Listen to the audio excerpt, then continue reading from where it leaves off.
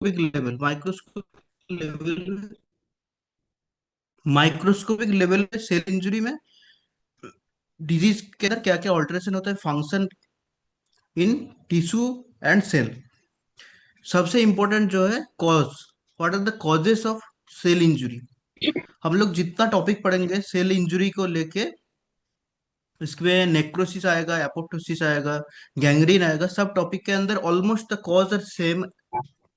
जैसे hypoxia, hypoxia कैसे कैसे हो सकता है, प्लीज म्यूट कर लो।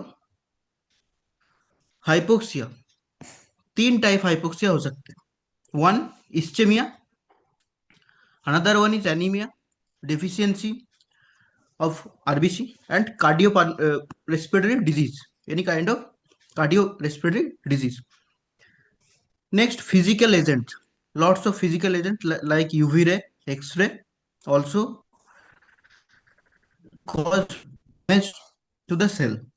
Chemical agents, different types of chemical agents, aniline dye to different types of dye can also harm the cell.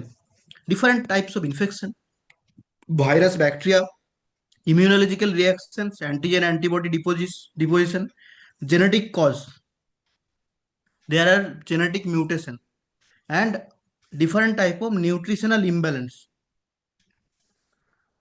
different type nutritional imbalance. So in response to injury, injury होने के बाद क्या क्या changes आता है cell and tissue के अंदर, तीन चेंजेस सबसे इंपॉर्टेंट है। एक तो होता है एडेप्टेशन, कैसे अडेप्ट करता है सेल, कैसे अडेप्ट करता है cell. Another one is reversible cell injury, जिसमें रिवर्स होता है, जो इंजरी की तरफ बढ़ रहा था वो रिवर्स हो जाता है। इरिवर्सिबल, जो रिवर्स नहीं होता है। क्या क्या इंपॉर्टेंट टॉपिक इधर ध्यान रखना पड़ेगा। हाइपोक्सिया, जिसका मेन मोस्ट कॉमन कॉज है तुम्हारा सेल इंजरी का, hypoxia is the most common cause of cell injury. Ischemia is the most common cause of hypoxia, मतलब ब्लड सप्लाई कट हो गया, that leads to hypoxia, and that type of hypoxia leads to cell injury. Now, neuron में कैसे affection होते हैं। Neurons are the most sensitive cells in the body. Brain cell damage मतलब total circuit is stop, there are most commonly damage of due to the global hypoxia. Hypoxia causes damage of the neuron, 2 या 3 minute, 2 to 3 minutes causes damage to the nerve cell. Mitochondria is the earliest granule to affect in the cell injury. Mitochondria सबसे पहले affect होता है। Mitochondria जिसमें ATP बनता है, mitochondria ATP बनता है, तो एटीपी बनना बंद हो जाएगा तो सेल गेटिंग डैमेज्ड। एटीपी बनता है मतलब इसको पावर हाउस बोलते हैं सेल का, माइटोकॉन्ड्रिया को। एटीपी बनना बंद, पावर हाउस खत्म, मतलब cell getting stress condition. Types of cell injury and mechanism, क्या क्या टाइप्स होते हैं। एडेप्टेशन, इसमें स्ट्रेस स्टेट में होता है। सेल इंजरी रिवर्सिबल, जिसमें होता है हाइड्रोपिक चेंजेस, मतलब सोइलिंग हो जाता है। इरिवर्सिबल जहां पे होता है उधर necrosis and apoptosis. Apoptosis means program cell death, necrosis means damage by the nucleus, nucleus damage हो जाता है। तो सेल डेथ किस में होता है, सेल इंजरी मतलब सेल डेथ नहीं है, तो सेल डेथ होता है necrosis and apoptosis. Apoptosis is already called programmed cell death, necrosis means total ischaemia causes necrosis. इसमें मैकेनिज्म क्या क्या, ATP depletion most critical mechanism जिसको बताया, ऑक्सीडेटिव फ्री रेडिकल, जितना फ्री रेडिकल रहता है, ऑक्सीडेटिव स्ट्रेस, ऑक्सीडेटिव स्टेट बनता है, ऑक्सीडेटिव स्टेट बनता है मतलब सेल गेटिंग इंज्योर्ड। इसलिए हम लोग अभी जो लोग जवान होना चाहते हैं उसके लिए एंटीऑक्सीडेंट लेते हैं, जैसे vitamin A, vitamin C and vitamin E, these all are the antioxidants. Vitamin A, vitamin A, C and E, these all are antioxidant, cell को आपकी बचाते हैं, एजिंग को कम करते हैं। जैसा आपकी आवाज कट कट के आ रही है, फिर थोड़ा माइक करिए। आवाज कट रही है, एक सेकंड।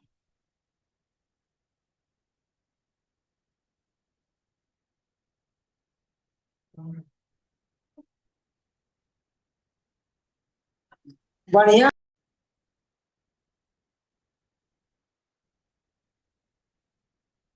अभी सुनाई दे रहा है? हाँ, अब साफ है। हाँ। Increase intra cellular calcium, calcium level जितना बढ़ेगा डिस्ट्रोफिक कैल्सिफिकेशन बढ़ेगा, और मेटास्टेटिक कैल्सिफिकेशन बढ़ेगा। डिफेक्ट इन मेम्ब्रेन परमेबिलिटी बढ़ जाता है, मतलब सेलुलर जितना मटेरियल्स है बाहर आ जाता है। माइटोकॉन्ड्रियल डिसफंक्शन, जिसको पता है सबसे इंपॉर्टेंट है, first organelle to be affected in cell injury. तो सेलुलर एडेप्टेशन के अंदर क्या क्या चीज होता है? Hypertrophy, hyperplasia, atrophy, metaplasia, dysplasia, anaplasia, desmoplasia, नियोप्लेसिया।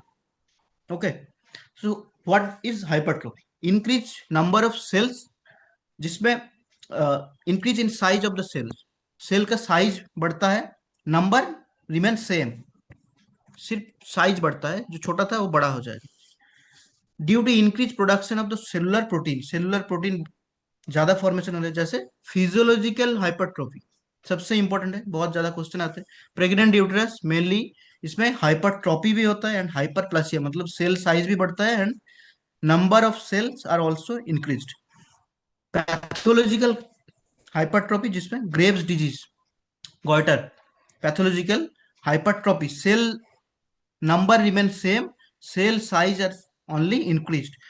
जैसे smooth muscle hypertrophy in pyloric stenosis और लेफ्ट वेंट्रिकुलर हाइपरट्रोफी, जिसमें हाइपरटेंशन में बढ़ता है। Smooth muscle hypertrophy is the example of hypertrophy. फिर आता है हाइपरप्लेसिया, जिसमें नंबर ऑफ सेल्स बढ़ता है, साइज सेम रहता है, नंबर ऑफ सेल्स बढ़ते हैं, साइज सेम रहता है। Both the number and the size of the cells are decreased.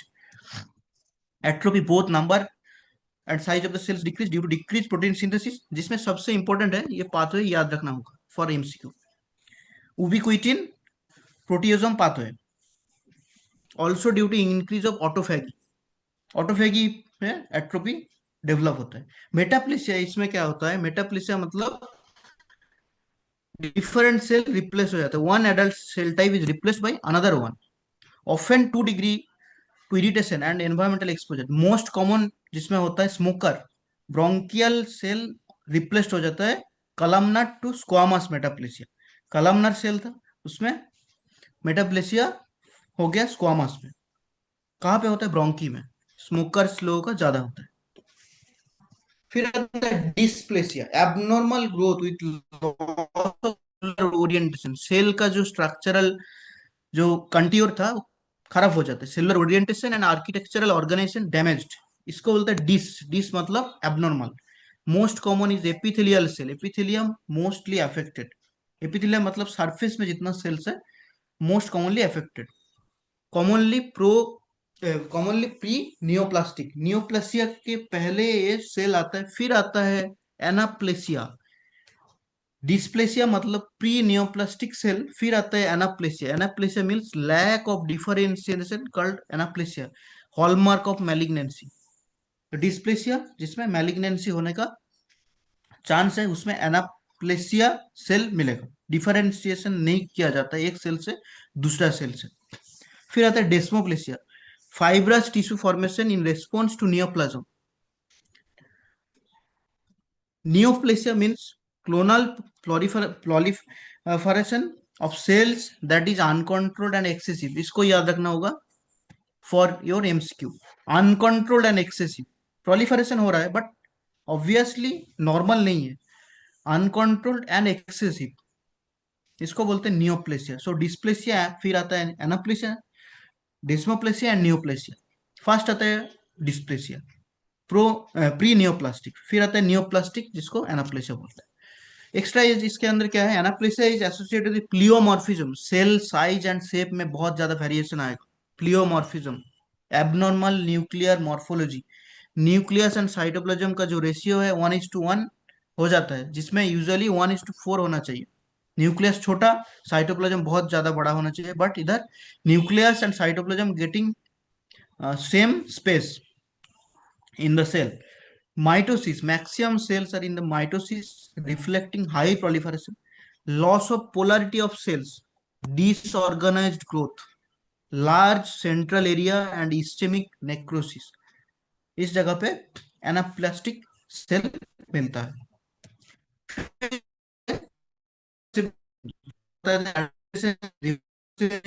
And irreversible, reversible cell injury, earliest changes क्या होता है सेल इंजुरी में? Cell swelling, earliest changes in all form of cell injury, earliest changes. सबसे important, बहुत ज्यादा question आता है, cytoplasmic vacuoles, पहले जो बताया था हाइड्रोपिक और क्लाउडी स्वेलिंग, हाइड्रोपिक और क्लाउडी स्वेलिंग। प्लाज्मा मेम्ब्रेन में क्या होगा? ब्लेब फॉर्मेशन, इस पिक्चर में है ब्लेब फॉर्मेशन, मतलब से ऊपर ब्लेब फॉर्मेशन हो। Next mitochondrial swelling, small amorphous density of mitochondria, already set, mitochondria fast organelle be fast organelle to be affect, बहुत इंपॉर्टेंट है, याद रखना। एक या दो क्वेश्चन आएगा पैथोलॉजी सर से, बट आपकी इतना आवाज पढ़ने के बीच बाद बीच में कट इसको के आ याद रही रखना है। हो। हेलो। हाँ, मेरा तो इधर सर आपकी नेटवर्क आवाज सही बीच है। बीच में कट के आ रही है। बाकी सब लोगों का कैसा आ रहा है? सर सही कट रहा है। है सर। आप एक बार आपका नेटवर्क चेक कीजिए। नहीं सर, सबके साथ सीन हो रहा है वही। सर कट रहा है, आपका आवाज दिक्कत आ रहा है। आवाज कट हो रहा है? Yes sir. जी जी। हम्म, एक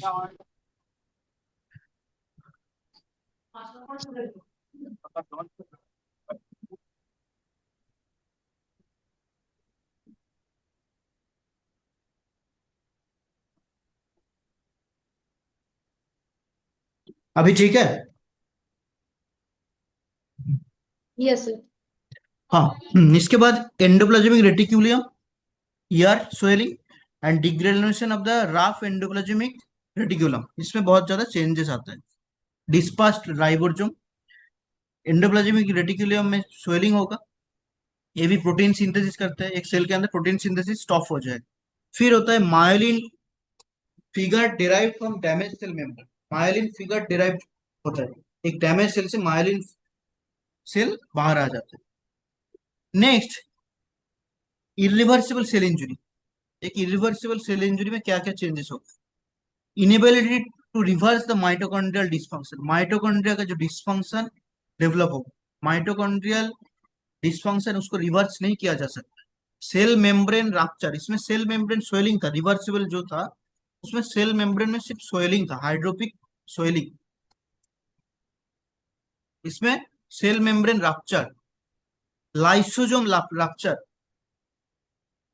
जिसको सुइसाइड बैग बोलते हैं लाइसोजोम, वो भी रप्चर हो जाता है, सेल को और भी डैमेज कर देगा कंप्लीटली। फिर न्यूक्लियर चेंजेस जो रिवर्सिबल सेल इंजरी में नहीं था, क्या क्या न्यूक्लियर चेंजेस होगा? बहुत इंपॉर्टेंट है, pyknosis, nuclear condensation, karyorrhexis, nuclear fragmentation, karyolysis, loss of nuclear chromatin, chromatin का जो स्ट्रक्चर है वो लॉस हो जाता है।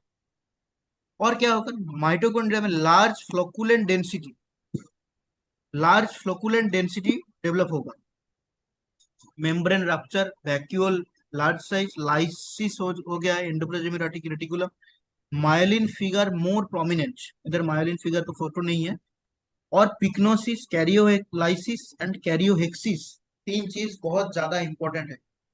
जो पहले बताया था, neuron are most susceptible to ischaemia, reversible damage is irreversible damage within 3 to 4 minutes, but एक मायोकार्डियम के अंदर एक विंडो पीरियड होता है, जिन लोगों को मायोकार्डियल इंफाक्शन होता है, हार्ट अटैक होता है, उन लोगों का 30 मिनट्स तक विंडोज पीरियड है, उसको 30 मिनट्स के अंदर हॉस्पिटल पहुंचा दोगे तो उसका ठीक किया जा सकता है। फिर होता है fibroblast injury, most resistant to ischaemic damage, बहुत ज्यादा टाइम लेता है, सबसे फास्ट डैमेज होता है न्यूरॉन, उसके बाद मायोकार्डियम, फिर आता है fibroblast. Now come to the topic necrosis. Necrosis क्या है? 6 टाइप्स ऑफ नेक्रोसिस है, उसके उससे सबसे इंपॉर्टेंट है coagulative necrosis, most common type of necrosis is coagulative necrosis. फिर आता है लिक्विड और colliquative necrosis, caseous necrosis, fat necrosis, fibrinoid necrosis, gangrenous necrosis. इसके अंदर सबसे इंपॉर्टेंट है coagulative necrosis, most common type of necrosis caused by infection. इसके अंदर क्या होता है, टॉम स्टोन अपीयरेंस, माइक्रोस्कोपिकल जो स्ट्रक्चर है इसके अंदर टॉम स्टोन अपीयरेंस इधर बना है वॉल के अंदर। एमसीक्यू में क्वेश्चन आता है, tombstone appearance found in कोआगुलेटिव necrosis, most common type of कोआगुलेटिव necrosis कहाँ पे मिलता है, मायोकार्डियम में सबसे ज्यादा इन्वॉल्वमेंट होता है कोआगुलेटिव नेक्रोसिस, हार्ट में मायोकार्डियम। और कहाँ पे, बड़ा जो ऑर्गन से kidney, spleen, thermal thermal injury, mild burn and also Zenker's degeneration. बहुत ज्यादा क्वेश्चन आता है myocardium and Zenker's degeneration necrosis in typhoid. Next, liquefactive necrosis, also name as known as folliculative necrosis, tissue soften liquefied due to the enzyme action, autolysis हो जाता है and heterolysis हो जाता है। Architecture already lost, brain is most commonly involve. इस photo का जो significance है कि एग्जाम के टाइम याद आए कि brain is involve in लिक्विफेक्टिव necrosis, Tom stone appearance in कोआगुलेटिव necrosis. ठीक है, और क्या कहाँ पे होता है, एब्सेस, ब्रेन इन्फेक्शन, इसमें लिक्विफेक्टिव नेक्रोसिस होता है। फिर आता है caseous necrosis, is a combination of coagulative and liquefactive necrosis, combination of coagulative and liquefactive necrosis. कहाँ पे होता है, develops due to cell mediated immunity, T lymphocyte, macrophage and cytokines. और एक इंपॉर्टेंट पॉइंट है चीज अपीयरेंस, चीज अपीयरेंस, चीजी अपीयरेंस, इसलिए इसका नाम है केजियस नेक्रोसिस।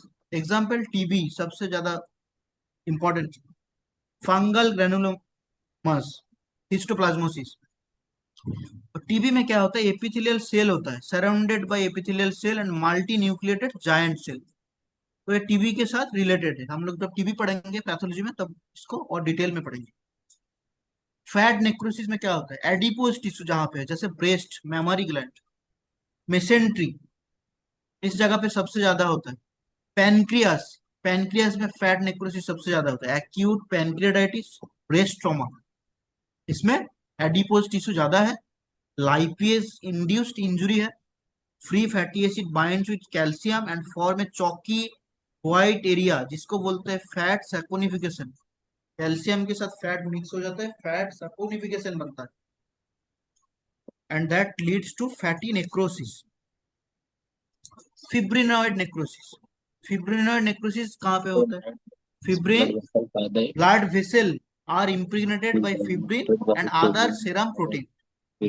ब्लड वेसल में फिब्रिनॉइड नेक्रोसिस होगा। हिस्टोलॉजी, मैजेंटा रेड, इसमें हिस्टोलॉजी में मैजेंटा रेड इन कलर होगा। क्या क्या एग्जांपल, आर्टरीज में होगा, आर्टिकल में होगा, ग्लोमेरुलर कैपिलरीज में होगा। इसका इंजन आर्टरीज में आर्टरियोल एंड ग्लोमेरुलर कैपिलरीज, इसमें फिब्रिनोइड नेक्रोसिस मिलेगा। Vessels is the main point. Next, gangrenous necrosis, इसका दो टाइप होता है। गैंग्रीन मतलब liquefaction partially seen with ischaemic necrosis, liquefaction भी होता है। Ischaemic necrosis accompanied by bacterial infection, blood supply बंद हो गया है, फिर बैक्टीरियल इन्वॉल्वमेंट भी है उसके साथ। इसका दो टाइप है, dry gangrene, wet gangrene. Intestine, gall bladder and lymph, lymph सबसे ज्यादा ड्राई गैंग्रीन एरिया है। Intestine and gall bladder is wet gangrene, intestine and gall bladder is wet gangrene. Next, dystrophic calcification and metastatic calcification. Dystrophic calcification occurs in dead tissue usually, D for dystrophy, D for dead tissue. Calcium level normal, intracellular presence of mitochondrial dead tissue begins in mitochondria. All destruction starts in mitochondria, you have to remember again and again.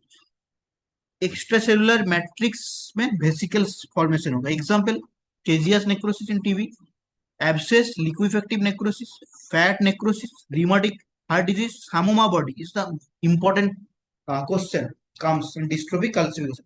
Samoma body बहुत ज्यादा question आता है।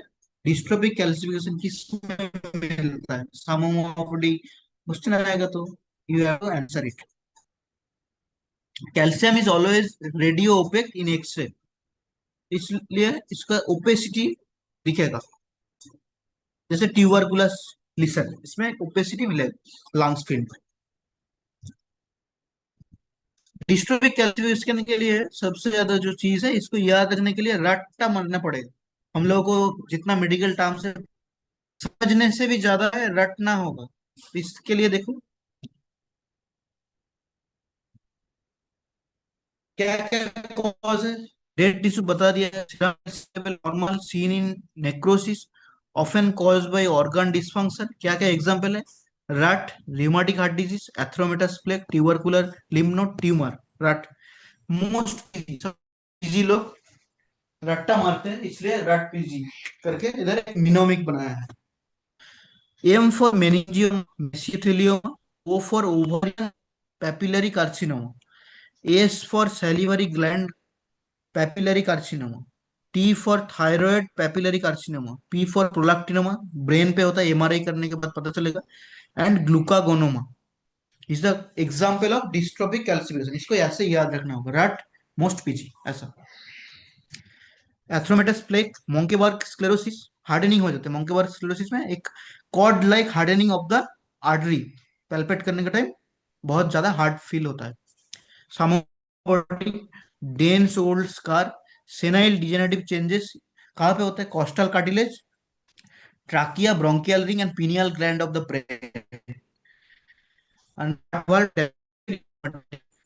इसमें mention नहीं है, इसमें mention है। Next metastatic calcification. Metastatic calcification में क्या होता है? Increased calcium phosphate production in the blood, hypercalcaemia, calcium level बढ़ जाएगा। कैसे कैल्शियम लेवल बढ़ सकता है? Over vitamin D, over dosing हो गया। पैराथायरॉयड एक्टिविटी, पैराथायरॉयड ग्लैंड की एक्टिविटी बहुत ज्यादा है, कैसे हो सकता है? Tumour formation, hyperplasia. क्या होगा? मोबिलाइजेशन ऑफ कैल्शियम, बोन से कैल्शियम ब्लड में आ जाएगा, विटामिन डी से कैल्शियम एब्सॉर्प्शन बढ़ जाएगा, तो कैल्शियम लेवल ब्लड के अंदर getting increased and it causes deposition, deposition different sites of deposition. Calcium बहुत जगह पे डिपोजिट हो सकता है, कैसे? Kidney causing renal stone, arteries causing hardening of the artery, and lungs.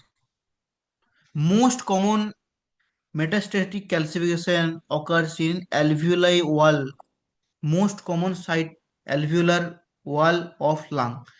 उसके बाद किडनी है, गैस्ट्रिक म्यूकोसा है, cornea, conjunctiva, synovium, synovial membrane and tendons, जिसमें कैल्शियम लेवल इंक्रीज होता है। ये मेटास्टेटिक कैल्सिफिकेशन का मेन फंडा है। ब्लड में कैल्शियम लेवल बढ़ जाएगा, बोन डिजेनरेशन होगा। एग्जाम्पल क्या है? लिविंग टिश्यू में होता है, always you have to remember, D for dystrophy, dead cell, metastasis living tissue, associated with elevated serum calcium level. Dystrophy में नॉर्मल रहता है, does not cause clinical dysfunction. Parathyroidism, hyper parathyroidism, renal failure, vitamin D intoxication, sarcoidosis, milk alkali syndrome, जिसमें calcium carbonate बहुत ज्यादा लोग लेते हैं, calcium carbonate, जैसे एंटासीड के अंदर है कैल्शियम कार्बोनेट, बहुत ज्यादा लोग लेते हैं, उन लोगों का सीकेडी होने का चांसेस ज्यादा है। इसको मिल्क एल्काली सिंड्रोम बोलते हैं, और कैल्शियम एल्काली सिंड्रोम भी बोलते हैं। Multiple myeloma, metastatic tumour of the bone found in organs which lose acid and having alkaline environment inside, जैसे लंग्स मोस्ट कॉमनली अफेक्ट होता है। बार बार इसको याद रखना होगा, lungs most commonly affect. Next क्या क्या होता है इंट्रासेलुलर एक्यूमुलेशन के अंदर? इंट्रासेलुलर एक्यूमुलेशन मतलब एक सेल के अंदर what are the structure getting accumulated, क्या क्या स्ट्रक्चर एक्यूमुलेट हो सकता है? डिपोजिट हो सकता है, लिपिड, प्रोटीन डिपोजिट हो सकता है, पिगमेंट हो सकता है जैसे मेलानिन, सबसे सबको याद है pigment melanin, hyaline, hyaline deposit हो सकता है, and calcification, calcified cell are also deposit. तो लिपिड के अंदर क्या क्या चीज डिपोजिट होता है? मोस्ट कॉमन डिपोजिट हम लोग सबको याद, सबको पता है कि लीवर में फैट डिपोजिट होता है, स्टियाटोसिस बोलते हैं जिसको। Most common site liver, liver में फैट चेंजेस ज्यादा होता है, इसको फैटी चेंजेस और स्टियाटोसिस बोलते हैं। Most common form of lipid accumulation triglyceride. Triglyceride सबसे ज्यादा एक्यूमुलेट होता है, डिपॉजिट होता है। Prolonged hypoxia causing alteration of the band and dark red normal myocardium with yellow abnormal lipid। इसमें एबनॉर्मल लिपिड फॉर्मेशन होता है हाइपोक्सिक स्टेट में। क्या होता है फॉर्मेशन? इसमें टैबी कैट मायोकार्डियम मिलता है और ट्रांस बेस्ड हार्ट। जैसे इसमें ऐसे मार्क रहेगा, मायोकार्डियम के अंदर मार्क रहेगा, लिपिड डिपोजिशन के स्ट्रेच मार्क जैसा मार्क रहता है। इसको टैबी कैट मायोकार्डियम बोलते हैं, लिपिड डिपोजिशन में मिलता है। स्टेन कैसा? Which stain you can use? क्या स्टेन? बहुत ज्यादा क्वेश्चन आते हैं। ऑयल रेडो स्टेन लिपिड के लिए, oil red O stain, Sudan black और Sudan IV stain, osmium tetroxide, ये सबसे ज्यादा इंपॉर्टेंट है। Oil red O stain lipid identify करने के लिए, क्या डिपॉजिट हुआ है आइडेंटिफाई करने के लिए ऑयल रेडो स्टेन यूज करना है। प्रोटीन, प्रोटीन के अंदर excessive intermediate filaments are the hallmark of cell injury. Excessive intermediate filaments, keratin filaments, neurofilaments, desmin filaments and GFAP, ये सब नाम याद रखना होगा कि क्या क्या प्रोटीन के अंदर फिलामेंट्स डिपॉजिट होता है। जैसे endogenous and exogenous, two types है। एंडोजेनस प्रोटीन डिपोजिशन, जैसे हीमोसिडारिन, आयरन डिपोजिशन हो रहा है, बिलीरुबिन, हीमोग्लोबिन, हिमाटेमिन, लिपोफुस्चिन, मेलानिन। मेलानिन को आइडेंटिफाई करने के लिए फंटाना स्टेन किया जाता है। एक्सोजेनस है inhalation, injection and injection, extra cellular accumulation. Lipofuscin, melanin and haemosiderin, ये प्रोटीन के अंदर ही तीन अलग अलग चीज को थोड़ा डिस्क्राइब किया, बिकॉज क्वेश्चन आता है। Lipofuscin wear and tear pigment सबसे इंपॉर्टेंट है। मेलानिन डेराइव्ड फ्रॉम टायरोसिन, जिसको हम बोलते हैं responsible for skin and hair pigmentation, इसको डार्कनिंग करते हैं मेलानिन। एंडोजेनस ब्लैक पिगमेंटेशन, इसको फंटाना स्टेन से आइडेंटिफाई किया जाता है। लिपोफुस्चिन है seeing in ageing and cancer cachexia में मिलता है, important indicator for free radical injury. Haemosiderin, जिसमें गोल्ड येलो पिगमेंटेशन होता है, गोल्डन येलो पिगमेंटेशन। ब्रोंज, जिसको हम बोलते हैं ब्रोंज डायबिटीज, इसको और एक नाम है ब्रोंज डायबिटीज, ब्रोंज डायबिटीज। हिमोसिडारिन हमारे ओवरलोड, आयरन जिसमें ओवरलोड हो रहा है, हिमोक्रोमाटोसिस, इसको हम कैसे आइडेंटिफाई करेंगे? पाल प्रूसियन ब्लू स्टेन, पाल प्रूसियन ब्लू स्टेन। इसमें पाल प्रूसियन ब्लू जो स्टेन है, इसमें और एक चीज भी आइडेंटिफाई किया जाता है, उसको बोन मैरो इवेल्युएशन किया जाता है। हिमोसिडारिन भी किया जाता है, बोन मैरो इवेल्युएशन भी किया जाता है। नेक्स्ट है hyaline deposition. Hyaline is both extracellular and intracellular changes.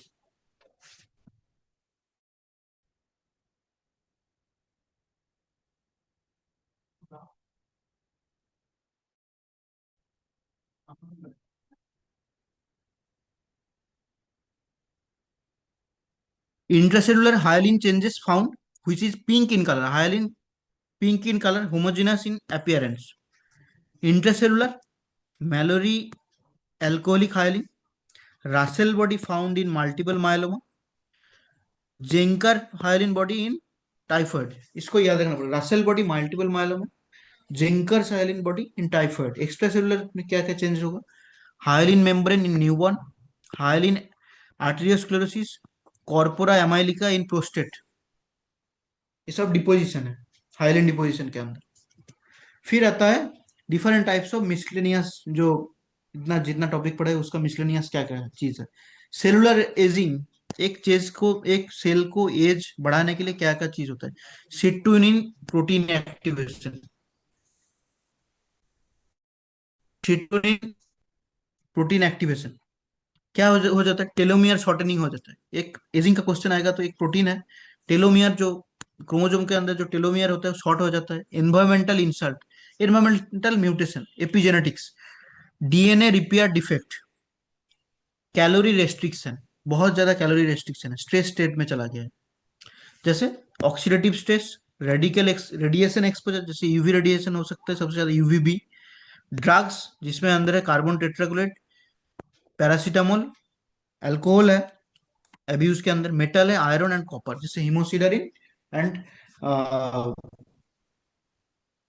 Deposition होता है, ये सब सेलुलर एजिंग करते हैं। Antioxidant inhibits the free radical, simple things, antioxidant inhibits the generation of free radical formation कम कर देता है। एंजाइमेटिक इसका एक्शन क्या क्या है, superoxide dismutase, catalase, glutathione peroxidase, and non enzymatic vitamin E, sulphydryl compound, cysteine and glutathione.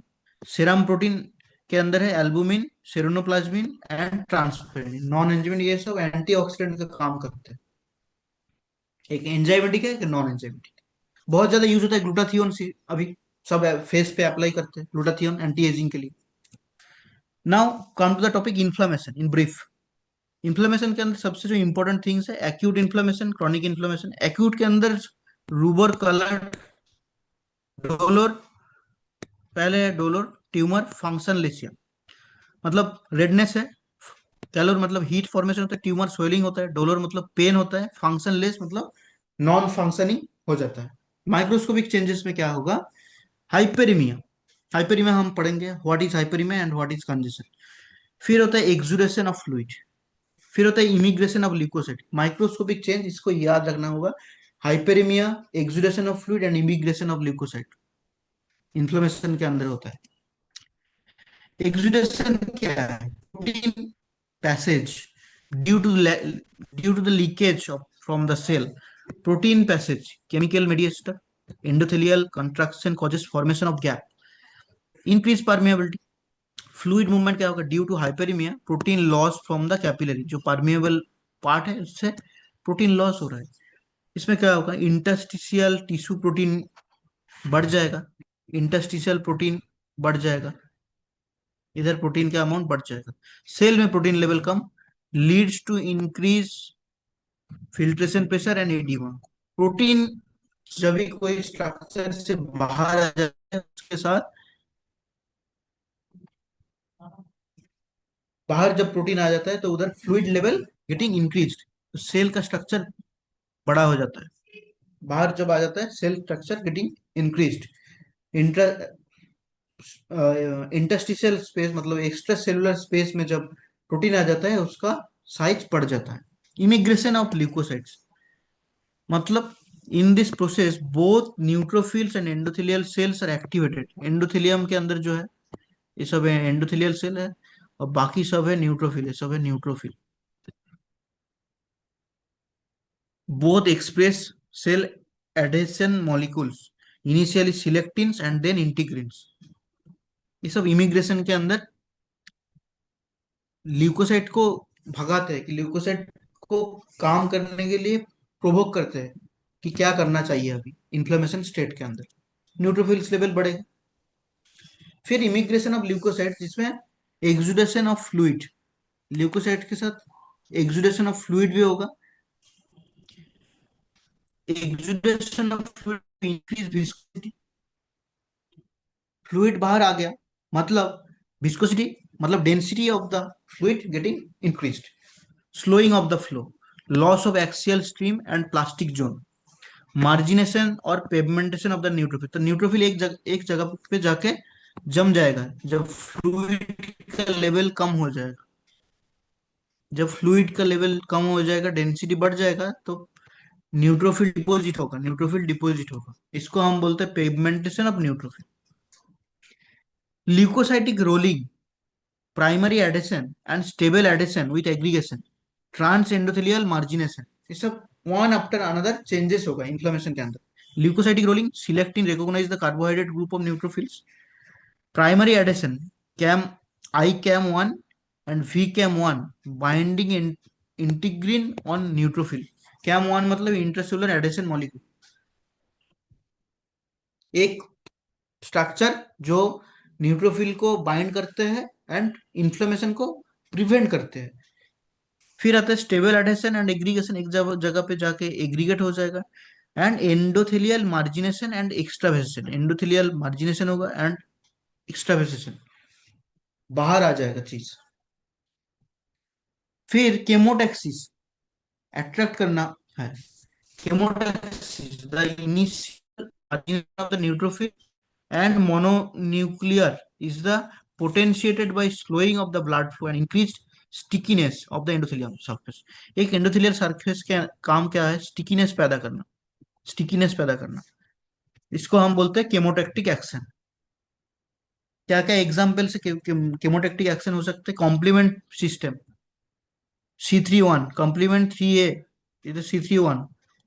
Factors derived from the arachidonic acid by neutrophil, leukotriene, leukotriene help करते हैं केमोटैक्टिक एक्शन। बैक्टीरिया से जो pathogen से जो factors निकलते हैं वो भी केमोटैक्टिक एक्शन के अंदर काम करते हैं। Cytokinins, interleukin 8, so all helps in chemotactic action। complement system, leukotrienes, bacteria and cytokine. Example MCQ के लिए बहुत इंपॉर्टेंट है। फिर आता है phagocytic action. This is the process in which the neutrophil and macrophage clears the injurious agent. It is important defence mechanism in bacterial infection, particularly bacteria engulf करने के लिए काम आता है, वायरस के लिए नहीं। Phagocytic action for bacteria. क्या क्या स्टेप्स है? ऑप्सोनाइजेशन, इम्यूनोग्लोबुलिन और कॉम्प्लीमेंट 3B सिस्टम और carbohydrate binding protein receptor. Steps याद रखना होगा सिर्फ। Opsonization, attachment and engulfment, formation of phagosomes, oxygen dependent formation of free radicals. Steps याद रखना होगा। फैगोसाइटिस में क्या क्या होता है? Opsonization, attachment and engulfment, formation of phagosomes, oxygen dependent formation of free radicals. Sequel of acute inflammation, कैसे एक एक्यूट इन्फ्लेमेशन चेंज होता है? बैक्टीरिया किल करते हैं, फर्स्ट लेवल में रिजोल्यूट कर जाता है, ठीक हो जाता है, गेटिंग रिकवर्ड। रिजोल्यूशन के बाद और क्या हो सकता है? सेपुरेट हो सकता है, बैक्टीरिया लोड ज्यादा है तो suppurate, causing discharge of fast. Excessive exudate हो रहा है, excessive necrosis, excessive protein loss. इसमें क्या होगा? रिपेयर एंड बहुत ज्यादा होने के बाद रिपेयर बाय फाइब्रोसिस। बट एक क्रॉनिक इन्फ्लामेशन जैसे क्रॉनिक लाइकेन प्लैनक्स, उसमें क्या होगा? पार्सिस्टेंट एक इंजुरी चल रहा है, पार्सिस्टेंट इन्फ्लामेशन चल रहा है, क्रॉनिक इन्फ्लामेशन, इसमें भी cured by, recovered by fibrosis. तो फाइब्रोसिस बहुत दिन चलने के बाद फाइब्रोसिस डेवलप होगा, प्रॉपर हीलिंग नहीं होगा। एक्यूट इन्फ्लेमेशन में सबसे इंपॉर्टेंट है एक्यूट इन्फ्लेमेशन का साइन कैसे हम लोगों को पता चलेगा? Increase vascular permeability is the hallmark of acute inflammation. मतलब एंडोथेलियम के अंदर गैप फॉर्मेशन, एंडोथेलियम के अंदर गैप फॉर्मेशन, एंडोथेलियम के अंदर gap formation. Chronic inflammatory inflammation का हॉलमार्क है tissue destruction, tissue getting destroyed. Wound healing का हॉलमार्क है हीलिंग होगा, नाम है वुंड तो उसका हीलिंग होता है। बाई एंजियोजेनेसिस मतलब स्मॉल ब्लड वेस्कुलेचर डेवलप होता है। Morphological pattern of acute inflammation, morphological pattern के अंदर सबसे इंपॉर्टेंट जो है catarrhal inflammation, is the commonest type. जैसे कैटरल इन्फ्लेमेशन होता है upper respiratory tract, sneezing, coryza, काफ, एक्सपेक्टोरेशन जो होता है सब कैटरल इन्फ्लेमेशन के अंदर पड़ेगा। Serous inflammation, blister in burns, serous membrane जो ज्यादा इफेक्ट करता है, रास्टक्स में है। Serous inflammation, blister in burns. Fibrinous inflammation, meninges, pericardium and pleura. Also the example of serous membrane, pleura and pericardium, but also in fibrinous inflammation, purulent inflammation जिसमें ज्यादा fast formation होता है। तो सबसे कॉमन जो टाइप इज कैटरल इन्फ्लेमेशन है। Morphological pattern of acute inflammation याद रखना होगा। क्या क्या इन्फ्लेमेशन के लिए मीडिएटर्स होता है? Cellular mediators and plasma mediators. Cellular mediators के अंदर histamine, serotonin and neuropeptides. Plasma mediators के अंदर coagulation, kinin system and complementary system. बहुत इंपॉर्टेंट है। कॉम्प्लीमेंट्री सिस्टम हम लोग को डिटेल में पढ़ने का जरूरत नहीं, बट हम लोग जब इम्यूनोलॉजी पढ़ेंगे तो उसमें कॉम्प्लीमेंट सिस्टम पढ़ लेंगे। मेजर हिस्टोबिट कॉम्प्लीमेंट्री कॉम्प्लेक्स ये सब पढ़ेंगे थोड़ा थोड़ा। वैसोडाइलेशन करते क्या क्या स्ट्रक्चर, बहुत important. Prostaglandin, nitric oxide, histamine. Increase permeability of blood vessels का परमेबिलिटी बढ़ता है, histamine.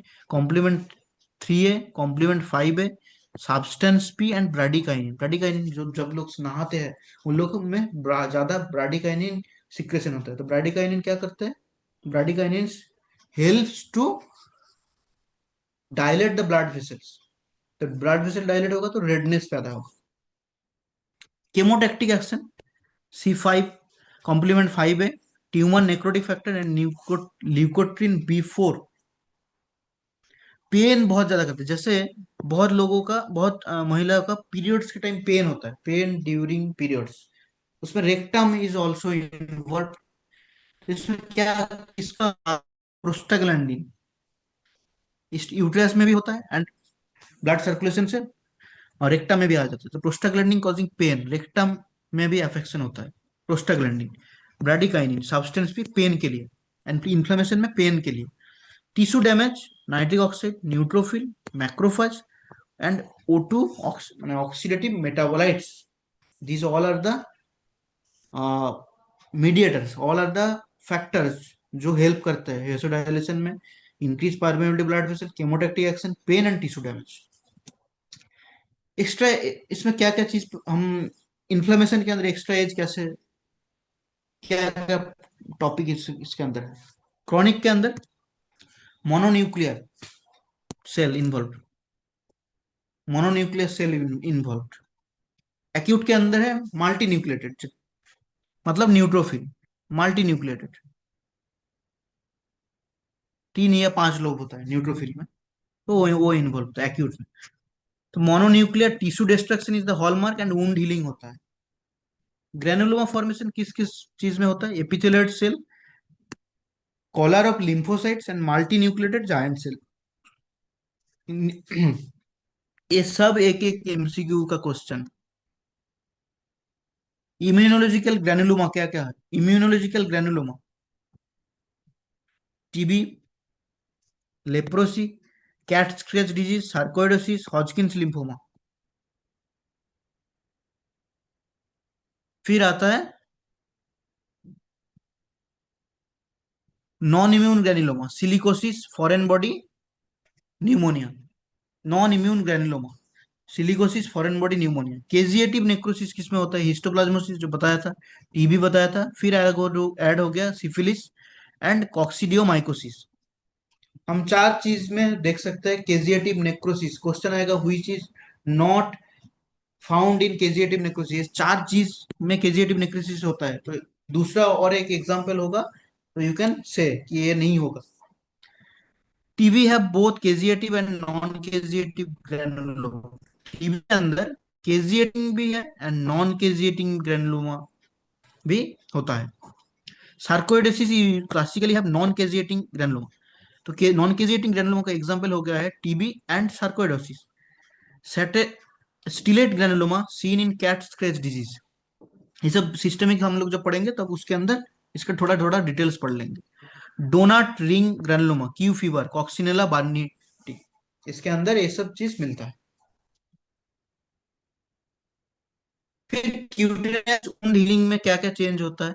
Healing by first intention, healing by second intention and wound contraction. जैसे ये हो गया healing by first intention, healing by second intention and wound contraction, wound getting contracted, small हो जाता है। कॉम्प्लिकेशन क्या हो सकता है?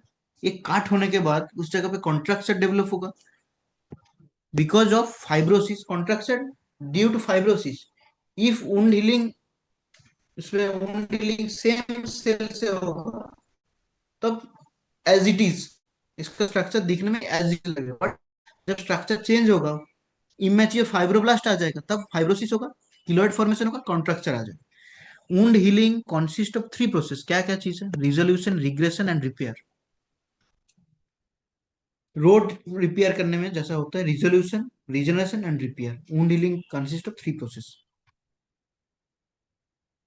जो पहले बताया था कि what are the difference between the hyperaemia and congestion. Acute inflammation का 3 इंपॉर्टेंट चीज होता है, जैसे हम बताए थे. Hyperaemia, hyperaemia, exudation of fluid and emigration of leucocyte. तो इसके अंदर हम पढ़ेंगे हाइपरेमिया. हाइपरेमिया में active hyperaemia refers to arteriolar dilatation. Hyperaemia मतलब always artery involve, always arteriole involve, arteriolar dilatation of lymphatic और ह्यूमरल ऑर्गन ऑरिजिन.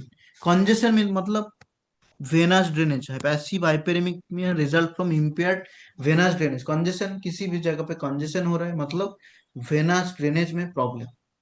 कैसे congestion हो सकते हैं? क्रॉनिक वेनस कंजेशन, जिसमें राइट वेंट्रिकुलर फेलियर मतलब right heart failure.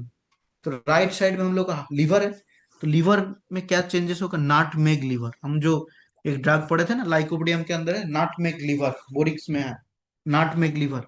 Right ventricular failure में right side में लीवर है, लीवर एफेक्शन ज्यादा होता है, नाटमेग लीवर फॉर्मेशन होता है. लेफ्ट वेंट्रिकुलर फेलियर में brown induration of the lung. Left ventricle directly lung से पल्मोनरी वेन से सप्लाई आता है and causes brown induration of lung. Venous congestion का एग्जांपल. बहुत क्वेश्चन आता है विर्चाउ स्ट्रायड. What is विर्चाउ स्ट्रायड? इसमें क्या क्या होता है? एंडोथेलियम इंजुरी, एक इन्फ्लेमेशन का प्रोसेस है. Endothelial injury, disturb blood flow, blood flow disturb हो जाएगा एंड कोआगुलेबिलिटी बढ़ सकता है. एंडोथेलियल इंजुरी, एक ब्लड वेसल्स के अंदर, एक ब्लड वेसल्स के अंदर एंडोथेलियम में इंजुरी होता है. ये हो गया एंडोथेलियम. एंडोथेलियम में इंजुरी, ब्लड फ्लो में डिस्टर्ब एंड कोआगुलेशन बढ़ जाता है. इसको बोलते हैं बिरचॉफ स्ट्राइड. बहुत इंपॉर्टेंट एक चीज है, एक आर्टरी का थ्रोम्बस फॉर्मेशन एंड एक वेनस का थ्रोम्बस फॉर्मेशन. ब्लड फ्लो का जो टॉपिक आया है उसके उससे रिलेटेड है. Arterial thrombi is grey red. इसमें बहुत इंपॉर्टेंट पॉइंट है, लाइन ऑफ जैन मिलता है. कोरालाइन थ्रोम्बस सिन कोरोनरी आर्टरी पे मिलता है, cerebral artery, iliac and femoral artery पे मिलता है. Arterial thrombi grey red in colour, grey red in colour, line of Jain. इसमें स्ट्रक्चर जो इन्वॉल्व होते हैं coronary, cerebral, iliac and femoral artery. Venous thrombi के अंदर thrombi are red blue in colour. Deep vein in legs, great saphenous vein, femoral and iliac vein, ये सब involve होता है. तो लाइन ऑफ जैन मिलता है आर्टरी एंड थ्रोम्बस. कलर क्या होगा? Deep red colour. Next, programme cell death, जिसको हम बोलते हैं एपोप्टोसिस. एपोप्टोसिस के अंदर क्या है? एक नॉर्मल सेल है. इसका क्या होगा? Chromatin condensation is the most characteristic features of apoptosis. Apoptosis का सबसे इंपॉर्टेंट चीज है chromatin condensation. Cell shrinkage, cytoplasmic bleb formation, bleb membrane के अंदर ब्लेब फॉर्मेशन हो रहा है, and DNA ladder pattern. DNA ladder pattern पढ़ेंगे हम. एपोप्टोसिस प्रोमोटर जीन P53, इसको हम बोलते हैं guardian of genome. P53 is also known as guardian of genome. मतलब P53 जीन नहीं रहेगा तो एपोप्टोसिस मतलब जो नॉर्मल सेल का डेथ होना चाहिए, इट कॉजिंग स्टॉप, मतलब एपोप्टोसिस बंद हो जाएगा, तो प्रोलिफरेशन ज्यादा होगा, कैंसर सेल ज्यादा बढ़ जाएगा. एपोप्टोसिस इनहिबिटर जीन है BCL2, BCLX, MCL1 and survivin, IC apoptotic gene 1, IC apoptotic gene 2. ये सब इनहिबिट करते हैं, एपोप्टोसिस को कम करते हैं. And caspase and cysteine protease enzyme involve in apoptosis. Caspase mechanism and cysteine protease, ये दोनों हेल्प करते हैं एपोप्टोसिस के अंदर. ओके. फिर आता है एपोप्टोसिस. इसमें इन्फ्लेमेशन नहीं होता है, does not elicit any kind of inflammation. Organelle playing pivotal role. सब जगह में माइटोकॉन्ड्रिया को पकड़ लेते हैं, पावर हाउस को गला दबा लेते हैं. पावर हाउस पावर देना बंद कर देगा तो cell already getting damaged. Apoptosis is the result of increase mitochondrial permeability and release of pro apoptotic molecule. इसमें दो चीज हम बताया कि लैडर पैटर्न, डीएनए का लैडर पैटर्न होता है। इधर हम एक स्ट्रक्चर दिया है जेल इलेक्ट्रोफोरेसिस का। जेल इलेक्ट्रोफोरेसिस में क्या क्या होता है, कंट्रोल स्ट्रक्चर है, ए हो गया है एपोप्टोटिक मॉलिक्यूल का, और ए हो गया है हम लोगों का नेक्रोसिस का। नेक्रोसिस में जेल इलेक्ट्रोफोरेसिस में smear pattern seen, smear pattern seen in necrosis and ladder pattern seen in apoptosis. बहुत इंपॉर्टेंट है, विथ फोटो इसमें हम दिखाया है।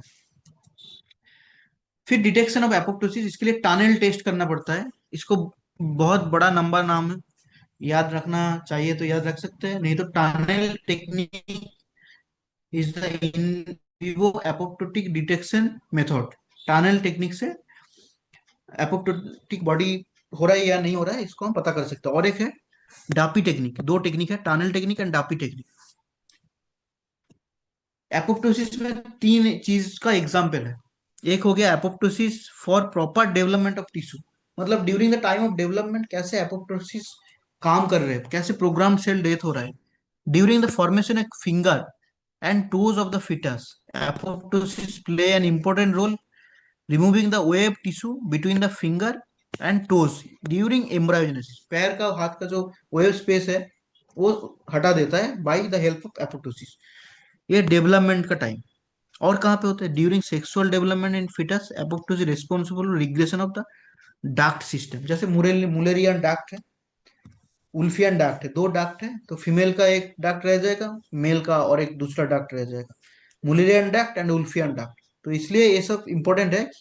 ये एपोप्टोसिस किस किस जगह पे काम करते हैं, डेवलपमेंट से काम करते हैं। फिर आता है एग्जाम्पल नॉर्मल फंक्शन, एक एडल्ट के अंदर एपोप्टोसिस कैसे काम करता है। जैसे मेंस्ट्रुएशन, एंडोमेट्रियल शेडिंग होता है, प्रोस्टेटिक सेल में प्रॉब्लम होता है, प्रोस्टेटिक फ्लूइड निकलता है, intestinal crypt epithelial cell shedding होता है, डिसेंट्री हो गया, ट्यूमर फॉर्मेशन, लिम्फोइड ऑर्गन, सब एग्जाम्पल ड्यूरिंग एडल्ट। एक एडल्ट में कैसे एपोप्टोसिस काम करते हैं, endometrial cell, prostatic cell, interstitial crypt epithelial cell, tumour and lymphoid cells, lymphoid organs. फिर आते हैं एपोप्टोसिस दैट डिस्ट्रॉय, मतलब थ्रेट, बॉडी का जब थ्रेट कंडीशन है, कैंसर सेल डेवलप हो रहा है, तब एपोप्टोसिस का जरूरत है। P53 का जरूरत बहुत ज्यादा है। और भी बहुत सारा जीन है, बैक्स जीन है, इस बहुत जीन है जो एपोप्टोसिस को प्रोमोट करते हैं। एपोप्टोसिस ऑफ वायरस इन्फेक्टेड एक सेल है, बॉडी का थ्रेट कंडीशन, उसको एपोप्टोसिस होना चाहिए। सेल विद डीएनए डैमेज, जिस सेल का डीएनए डैमेज है उसको भी एपोप्टोसिस करके उसको हटा देना चाहिए। एंड ऑटो रिएक्टिव इम्यूनोसाइट, जिस जगह पे ऑटो इम्यून डिजीज फॉर्मेशन हो रहा है। ये सब तीन एग्जाम्पल एपोप्टोसिस के अंदर बहुत इंपॉर्टेंट है। फिर आता है नेक्रोप्टोसिस, जिसमें नेक्रोसिस भी होता है, एपोप्टोसिस भी होता है। इसमें कैस्पेस एक्टिवेशन नहीं है, इसका डिफरेंशिएशन है। कैस्पेस में मैकेनिज्म एपोप्टोसिस के अंदर है, बट कैस्पेस मैकेनिज्म नेक्रोप्टोसिस में नहीं है। क्या चेंज है, pathological ischaemia of the brain injury, viral infection. Physiological के अंदर mammalian bone growth plate, mammalian bone growth plate, हम लोग का जो एपिफेशियल जो प्लेट होता है वो हो गया है नेक्रोप्टोसिस के चीज। Physiological mammalian bone growth plate. Necroptosis में सब चीज होता है, cell swelling, cell membrane damage, increase lysosomal permeability, but इसका इन्फ्लेमेशन रहता है। एपोप्टोसिस में इन्फ्लेमेशन नहीं रहता है। ये हो गया सिंपल छोटा छोटा चीज, इसको याद रखना होगा। फिर आता है pyroptosis, a type of program cell death, anti microbial response during inflammation, innate immunity response. Innate मतलब जो पैदा से ही जो जो इम्यूनिटी फॉर्म्ड है, innate immunity. Initiation of pyroptosis called by recognition of the Salmonella and Shigella species by Nod like receptor. Innate immunity response, इसको याद रखना होगा, पायरोप्टोसिस में मिलता है। ऑटोफेगी, ऑटोफेगी कैसे कैसे टाइप का, cell eats it own content. एक सेल जैसे लाइसोजोम एक सेल के अंदर है, उसको सुइसाइड बैग बोला जाता है। लाइसोजोम जब बास्ट हो जाएगा एक सेल डेथ हो जाए, तो इसका, तीन चीज होता है, एक होता है macro autophagy, micro autophagy and चैपेरन mediated autophagy. चैपेरन macro autophagy मतलब इन्वॉल्व्स ऑटोफेगोसोम्स फॉर्मेशन। माइक्रो ऑटोफेगी के अंदर लाइसोसोमल मेम्ब्रेन इनवर्ड इन्वेजिनेशन होता है। ऑटोफेगी के अंदर लाइसोसोमल मेम्ब्रेन इनवर्ट इन्वेजिनेशन होता है। चैपेरन मीडिएटर, चैपेरन हो गया है एक प्रोटीन, सेल के अंदर एक प्रोटीन होता है जो अनफोल्ड करते हैं, प्रोटीन दूसरे प्रोटीन को अनफोल्ड करते हैं, direct transport through lysosomal membrane by चैपेरन। तो लाइसोसोम जब इन्वॉल्व होगा एक सेल डेथ है, तो सुइसाइडल बैग, उसके अंदर बहुत 30 से 40 टाइप्स ऑफ एंजाइम्स रहता है। Next, this all about the today's topic. इसके अंदर पूरा जो सेल इंजरी का जितना इंपॉर्टेंट टॉपिक है कवर किया है। तो इसके रिगार्डिंग कुछ क्वेश्चन है तो पूछ सकते हैं, फिर हम लोग एमसीक्यू में जाएंगे।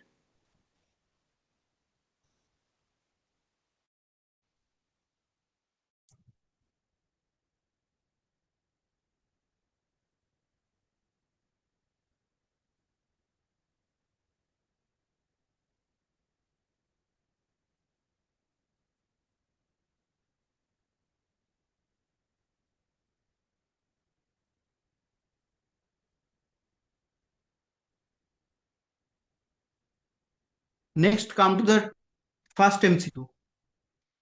Liquefactive necrosis is seen in heart, Brain, brain, lungs, and spleen. Brain. brain,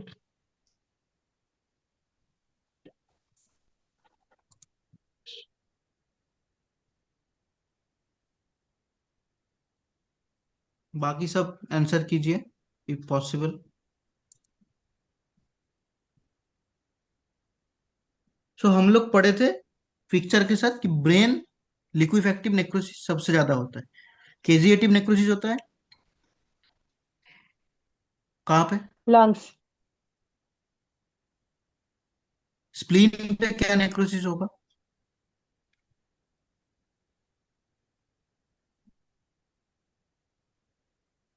Liquid. हम लोग पढ़े थे इसकी। हाँ, फर्स्ट ग्रुप का हम चले जाते हैं।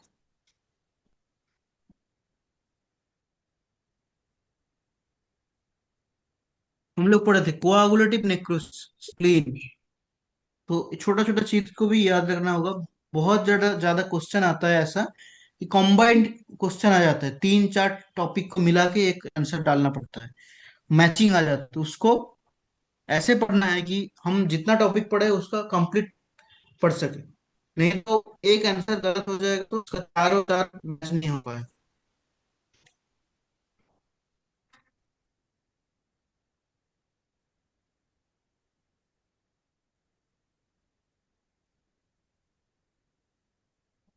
फिर heart, heart is the myocardium, जिसमें सबसे ज्यादा होता है कोआगुलेटिव नेक्रोसिस।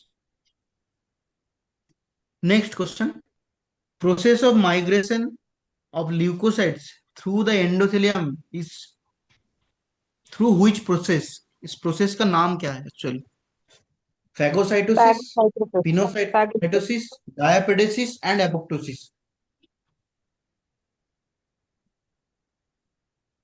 phagocytosis, फैगोसाइटोसिस एक आंसर बोला है, दूसरा कोई दूसरा और एक आंसर बताया, क्या आंसर है?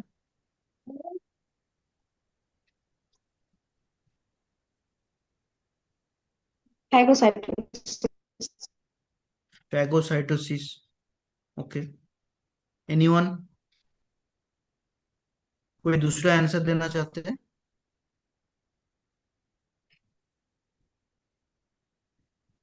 एंडोथेलियम के थ्रू माइग्रेशन हो रहा है, क्वेश्चन को अच्छे से पढ़ना होगा। Process of migration of leukocyte, एक एंडोथेलियम के थ्रू एक ल्यूकोसाइट का माइग्रेशन हो रहा है। इसको हम बोलते हैं डायपिडेसिस। डायबिटीज। इसको हम बोलते हैं diapedesis. Out of the box topic भी बहुत सारा आ जाएगा। उसको बहुत ज्यादा एमसीक्यू प्रैक्टिस करना होगा फ्रॉम पीजी प्लस, एक बुक है, आई थिंक सब यूज करते हैं, पीजी प्लस में है। एमसीक्यू देख के उसका थ्योरी दूसरे जगह से पढ़ लेना, बिकॉज बहुत सारा आंसर का बहुत सारे क्वेश्चन के आंसर उधर गलत भी है, मेंशन्ड है। पहले पूरा प्रॉपर थ्योरी पढ़ लो, जहां से हम पढ़ाए, हम जो टॉपिक बताया है उसके अंदर ऑलमोस्ट सेल का बहुत बहुत इंपॉर्टेंट टॉपिक सब कवर्ड है। फिर आता है ब्रीजिंग नेक्रोसिस। लास्ट हम जब डेमो क्लास पढ़ाए थे उधर ब्रीजिंग नेक्रोसिस पढ़ाया था।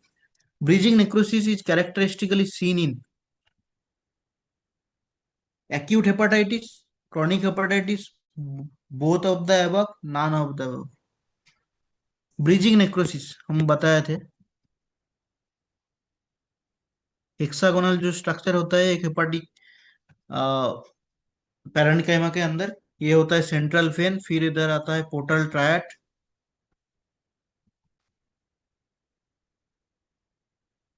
एक सेंट्रल वेन से एक सेंट्रल वेन में ब्रिज फॉर्मेशन होता है। ये दोनों जगह पे हो सकता है, acute hepatitis and chronic hepatitis, दोनों जगह पे, बोथ ऑफ द अबव।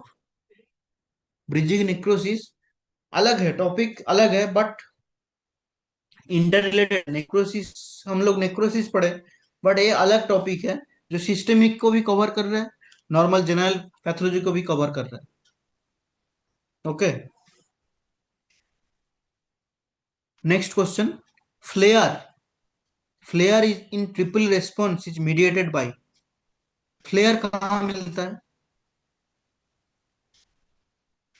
ताकि आप लोग जाके ये टॉपिक भी थोड़ा पढ़े, बिकॉज इन्फ्लेमेशन अभी कंप्लीट ट्रिपल रिस्पॉन्स। पूरा कंप्लीट नहीं हुआ है, कुछ चीज बचा है। उसके अंदर भी हम नेक्स्ट क्लास में दूसरा टॉपिक आगे बढ़ेंगे।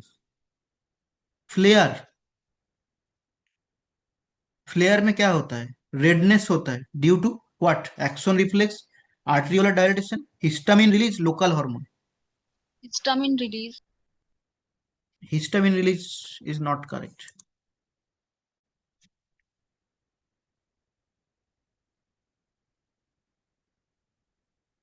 एनीवन? Axon reflex. नो। इसमें क्या होता है, flare, Dilated.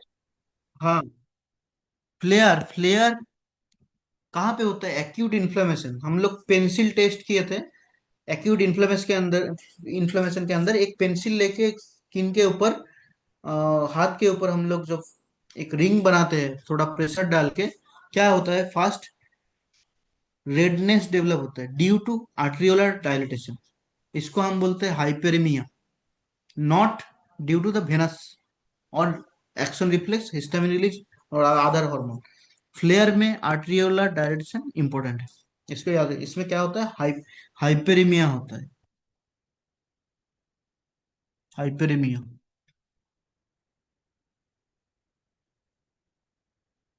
Next question, medial calcification.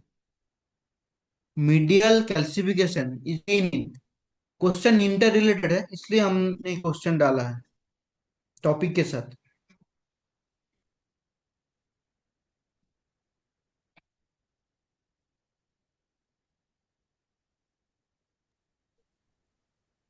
atherosklerosis, arteriosclerosis, Monckeberg sclerosis, dissecting aneurysm। Monkeyberg sclerosis. Monckeberg sclerosis, इसमें क्या होता है, कैल्शियम डिपॉजिट होता है arterial medial layer of the artery में कैल्शियम डिपॉजिट होता है। उसमें क्या होता है, स्टिफ, कॉजिंग स्टिफनेस, आर्टरी का कंप्लायंस कम हो जाएगा।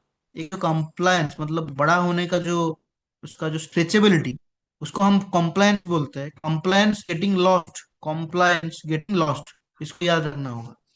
मीडियल कैल्सिफिकेशन, कैल्सिफाइड हार्ड हो जाता है, इसको हम याद रखेंगे। मोंकेबर्ग स्क्लेरोसिस, बिकॉज स्क्लेरोसिस हम लोग डिस्ट्रोफिक कैल्सिफिकेशन के अंदर पढ़े हैं।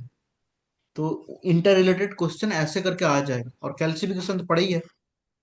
Next question, physiological hyperplasia and hypertrophy are seen simultaneously in, सबसे इजी क्वेश्चन है, सबको आना चाहिए। Uterus and सब एक एक करके आंसर दीजिए तो अच्छा होगा। D. Physiology, D, A and C, someone giving the answer. uterus and pregnancy. नहीं, यूट्रस, यूट्रस इन प्रेगनेंसी, इसमें क्या होता है देखिए, यूट्रस इन प्रेगनेंसी में दोनों चीज होता है, हाइपर प्लेसिया भी होता है, हाइपरट्रॉपी भी होता है, बट और एक चीज है ब्रेस्ट इन प्यूबर्टी, इसमें हाइपर प्लेसिया भी होता है, हाइपरट्रॉपी भी होता है। तो दो आंसर, दो ऑप्शन है, तो दोनों ऑप्शन डी आंसर होगा ना। Yes. हम्म।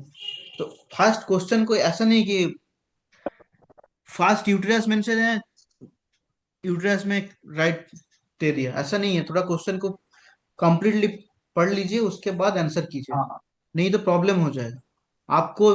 जो मतलब बहुत इजी क्वेश्चन का आंसर मार्क्स डिडक्ट हो जाएगा।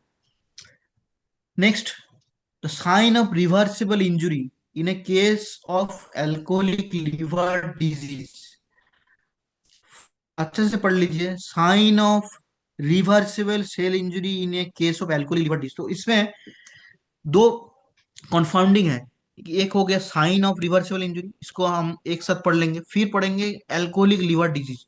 तो हम लोगों को लगेगा कि हम लोग तो एल्कोहलिक लिवर डिजीज पढ़े ही नहीं है, तो how can we give the answer, नहीं आंसर दे पाएंगे। इसमें क्या है, loss of cell membrane, nuclear karyolysis, cytoplasmic vacuole, pyknosis. तो इसमें सबसे जो उल्लू बनाए हम लोगों को ये है एल्कोहलिक लिवर डिजीज। कुछ भी नहीं होगा तब भी हम लोग ये आंसर कर पाएंगे, बिकॉज इसमें पूछा गया है साइन ऑफ रिवर्सिबल इंजरी। एक रिवर्सिबल इंजरी में क्या साइन होता है,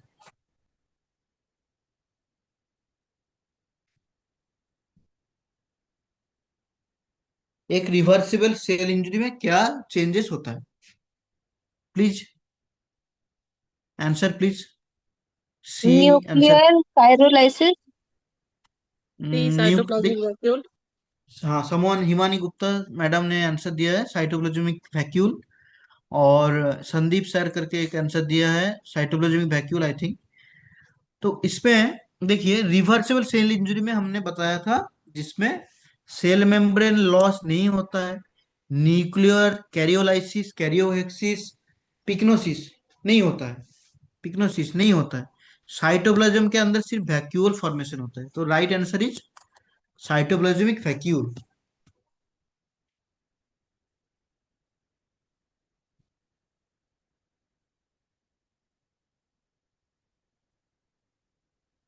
हम लोग reversible cell injury, cytoplasmic vacuole, hydropic और क्लाउडी चेंजेस, एक एक चीज को अच्छे से पढ़ना है, छोटा छोटा चीज छूट ना जाए।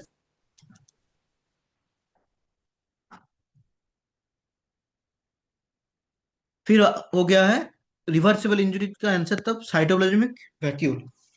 एल्कोहलिक लिवर डिजीज कंफाउंडिंग है, इसको हटा दीजिए। फिर आता है step ladder pattern and smear pattern in gel electrophoresis seen in apoptosis and inflammation, apoptosis and necrosis, apoptosis gangrene, apoptosis necrosis and gangrene.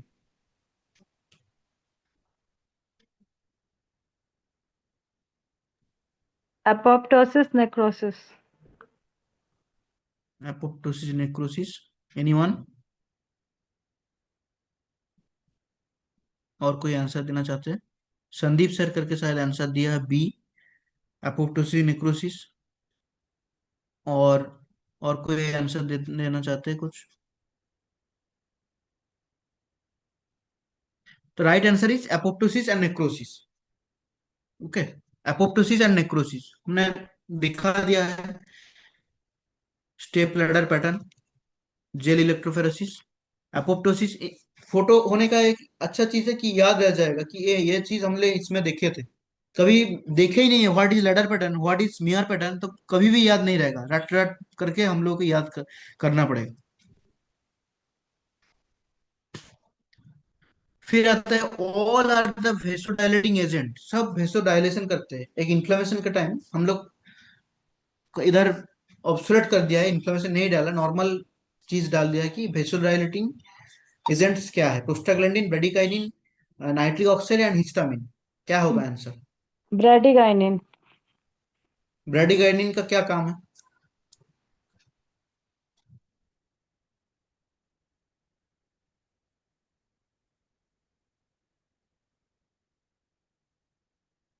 Bradykinin का काम है पेन,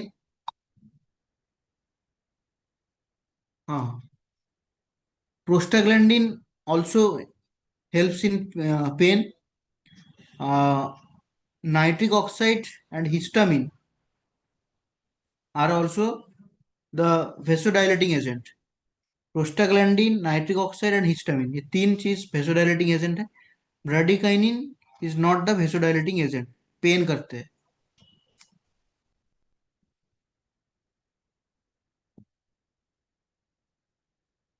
हम इस टॉपिक से उठा ले इसको। Prostaglandin, nitric oxide and histamine vasodilating agent, और पेन भी करते हैं प्रोस्टाग्लैंडिन, ब्रेडिकाइनिन सब्सटेंस भी।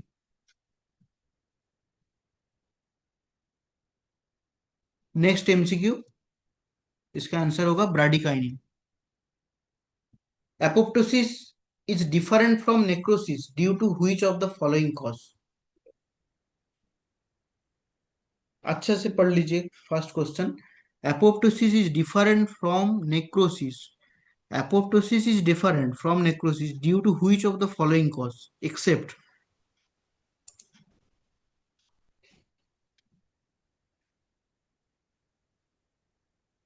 someone giving answer A, Dr. Poonam giving answer the C.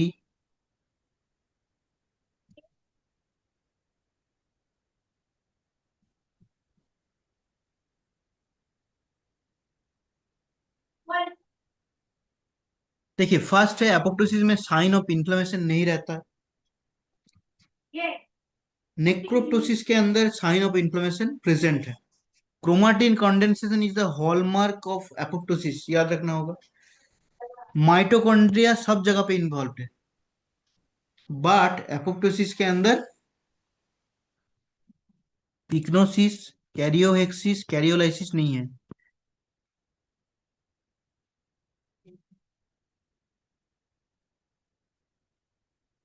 Nucleus involvement नहीं है, इसलिए नेक्रोसिस से अलग है एपोप्टोसिस। जब भी ऐसा क्वेश्चन आ जाए apoptosis is different from necrosis, फिर सोचिए necrosis is different from apoptosis, मतलब नेक्रोसिस का इधर पॉइंट्स है, उसको एक्सेप्ट आ जाएगा तो दूसरा उसका पॉइंट मेंशन रहेगा। बट अभी इधर क्या है, एपोप्टोसिस डिफरेंट फ्रॉम नेक्रोसिस मतलब pyknosis, karyorrhexis and karyolysis is the correct answer. Apoptosis के अंदर पिग्नोसिस, कैरियोहेक्सिस, कैरियोलाइसिस नहीं होता है। ओके, आज के लिए इतना एमसीक्यू हम लोग रेडी किए हैं। फिर जाके आप लोग सब जाके at least 100 MCQ every day practice कीजिए along with the study materials जो पढ़ते हैं। ऐसा नहीं है कि पूरा 100 आउट ऑफ 100% ही टॉपिक इसी के अंदर सब है। इसको छोड़ के भी और भी थाउजेंड्स टॉपिक्स है। इसको ही हम कॉम्प्लीमेंट सिस्टम पढ़ेंगे, केमोटैक्टिक एक्शन पढ़ेंगे, ऑप्शनलाइजेशन पढ़ेंगे, तो हर एक टॉपिक के अंदर बहुत डिटेल में है। बट जितना हम लोग ले पा रहे हैं, हम लोगों का जितना कैपेसिटी है उतना हम लोग इनगल्प करें एंड उसके साथ उसका एमसीक्यू हम लोग सॉल्व करें, ताकि वो प्रैक्टिस के अंदर रह जाए एंड क्या क्या क्वेश्चन आ सकता है उसको इजी टू अंडरस्टैंड हो जाए। ये हम लोग का बेस टॉपिक है कि ऐसा टॉपिक, ये सब टॉपिक पढ़ना ही होगा, ये सबसे इंपॉर्टेंट। इसमें क्वेश्चन आएगा तो जैसे इंट्रासेलुलर एक्यूमुलेशन, सुडानोरेट, लिपोफुस्चिन हो गया, हाइलिन डिपोजिट, हिमोसिडरिन, सब चीजों से क्वेश्चन आते हैं, सब चीजों से क्वेश्चन आता है। Okay, thank you very much. Just next हाँ, टाइम से नेक्स्ट टाइम से फ्राइडे को ही क्लास होगी। और ठीक है, और फ्राइडे को क्लास होगी। जिनको भी ज्वाइन करना है अपनी फीस प्लीज पे कर दीजिए, जिससे पेड ग्रुप से वही मेंबर रहेंगे जिन्हें फीस पेड कर देंगे। नेक्स्ट टाइम से ओपन क्लास नहीं होगी।